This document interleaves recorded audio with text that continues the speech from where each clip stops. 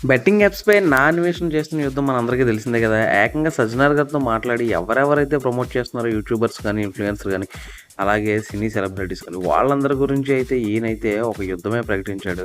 చాలామంది ఇన్‌ఫ్లుయెన్సర్ ఎవరైతే బాధ్యతాయుతంగా వ్యవహరించాల్సి ఉంటుందో, వాళ్ళైతే బాధ్యత మరిచి ఇలా బెట్టింగ్ యాప్‌లు ప్రమోట్ చేయడం వల్ల చాలామంది యువతైతే వాళ్ళ ప్రాణాలు కోల్పోతున్నారని అన్వేషణ అయితే చాలా ఆవేదన చెంది, ఆ తర్వాత ఆయనైతే దీని మీద ఒక యుద్ధం అయితే ప్రకటించాడు.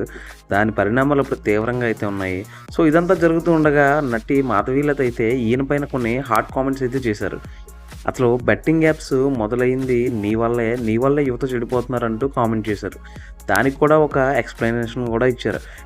నువ్వేమో విదేశాల్లో తిరుగుతూ ఇక్కడ యువతను కూడా మీరు కూడా ఇక్కడికి రండి. మీకు నచ్చినట్లు పిచ్చుల మీద బ్యాటింగ్ ఆడొచ్చు. ఏది పడితే అది చేయొచ్చు అన్నట్టు ఇండైరెక్ట్‌గా యూత్‌కి చెడిపోయే హింట్స్ అయితే నువ్వు ఇస్తున్నావు. వాళ్ళు కూడా నిన్ను చూసి అక్కడికెళ్ళి విలాసంగా బతకాలనుకోని చెప్పేసి అలా ఏదో విధంగా మేము కూడా డబ్బు సంపాదించి అక్కడికి వెళ్ళాలి అని ఆలోచించి ఈ బెట్టింగ్ యాప్‌లు అయితేనే సొంతంగా మనం తొందరగా ఎదగొచ్చు అని చెప్పేసి దీని మీద వాళ్ళు ఫోకస్ చేసి అనవసరంగా వాళ్ళ జీవితాలను నాశనం చేసుకుంటున్నారు. సో, నువ్వు అక్కడికి విదేశాలకు రమ్మని వీళ్ళకి పిలుపునివ్వడం వల్లే వాళ్ళు ఏ విధంగా డబ్బు సంపాదించాలో తెలియక ఈ బెట్టింగ్ యాప్‌లను ఆసరాగా తీసుకొని వీటిల వల్ల వాళ్ళ జీవితాలు కోల్పోతున్నారని చెప్పేసి ఈమైతే కామెంట్ చేశారు. ఈమె కామెంట్స్‌ని చాలామంది నెటిజన్లు తిప్పికొడుతున్నారు. ఎందుకంటే అక్కడ నా అన్వేషణ ఎప్పుడైనా సరే మీరు ముందు చదువుకోండ్రా.